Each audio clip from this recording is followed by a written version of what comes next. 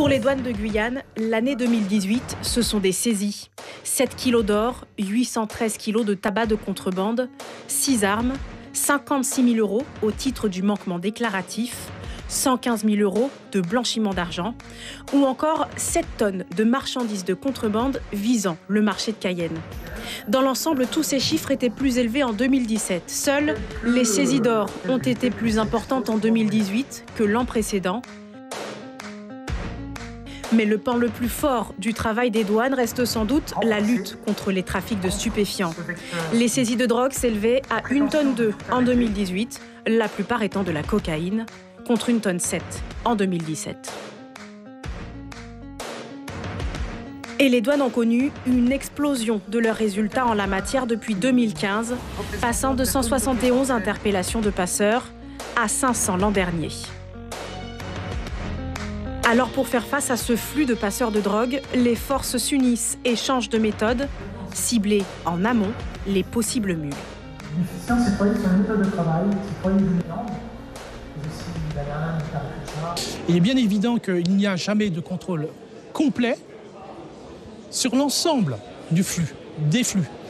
Et cela revient à dire que quand je parle de ciblage, je parle de dispositifs de plus en plus importants pour mieux cibler parmi tous les flux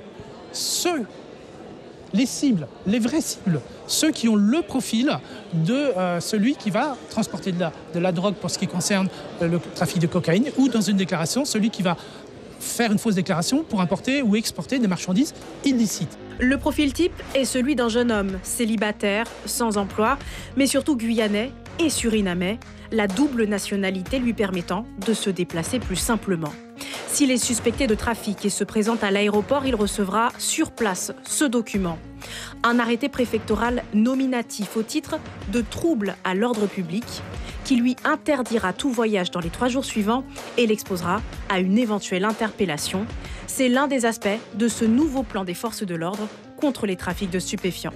Si prendre l'avion devient beaucoup plus compliqué, ces gens se disent que ce côté pas agréable avec quand même un risque qui peut quand même avoir un risque, pour rien, c'est peut-être pas nécessaire. Et que peut-être il y a autre chose comme activité pour gagner de l'argent. Et puis c'est aussi faire baisser toute cette délinquance qui est apparue dans certaines zones inhérentes ou aux jalousies ou aux délinquances d'appropriation sur des gens qui avaient obtenu de l'argent d'une façon. L'objectif est donc de dissuader les mules pour s'attaquer au contraire aux têtes de réseau, de plus en plus innovantes et organisées. L'an passé, 486 mules ont été interpellées, dont une centaine ayant incorporé la cocaïne. Suivez l'info sur Guyana Première, télé, radio et Internet.